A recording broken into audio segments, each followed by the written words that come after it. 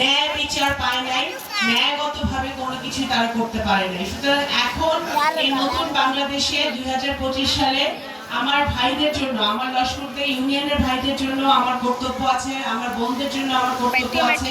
আমার ভাইরা যেন ন্যায়সঙ্গতভাবে তাদের জীবনযাপন করতে পারে, তারা কর্মসংস্থান পায়, চাকরি পায়, তারা ব্যবসা বাণিজ্য করতে পারে। আমাদের মেয়েরা যেন আরো ভালো মতো পড়াশোনা করতে পারে, ছেলেরা যেন পড়াশোনা করতে পারে, আমাদের কৃষকরা যেন ভালো থাকে।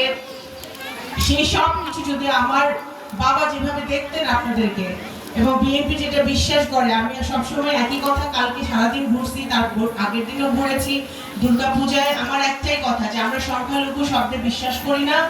আমি এখানে এসেছি পূজার উৎসবটা আপনাদের সাথে ভাগাভাগি করতে।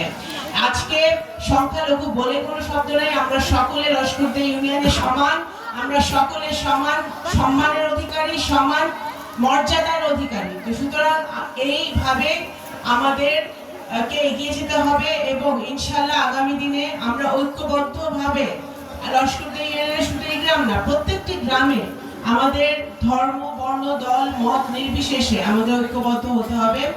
আপনাদেরকে আবারও ধন্যবাদ জানাই। এবং আগামী দিনে আপনারা দেখেছেন দুর্গাপূজায় পুলিশ, আনসার, গ্রাম পুলিশ, বিভিন্ন প্রশাসনের লোকজন পাহারা দিচ্ছে। তারপরেও আমাদের বিএনপি নেতাকর্মীকে আমি নির্দেশ দিয়েছি, কড়া নির্দেশ দিয়েছি যে প্রত্যেকটি পূজা মণ্ডপ 24 ঘন্টা পাহারা দিতে হবে। কারণ কোনোভাবেই যেন কোনো ষড়যন্ত্রকারীরা এই দুর্গাপূজাকে কেন্দ্র করে কোনো ষড়যন্ত্র করতে না পারে। এটা অত্যন্ত গুরুত্বপূর্ণ এবং আমি আপনাদের মেয়ে হিসেবে, আপনাদের বোন হিসেবে এটা আমার দেখার দায়িত্ব। এছাড়াও যে কোনো কাজে আপনাদের বোন ভেবে আসবেন, মেয়ে ভেবে আসবেন। অবশ্যই অবশ্যই আমার বাবার জায়গা আমি নিতে পারবো না, সেটা নেওয়া আমার পক্ষে সম্ভব না, কিন্তু ওনার রেখে যাওয়া কাজগুলো যেন আমি করতে পারি, সেজন্য আমার জন্য দোয়া করবেন। অসংখ্য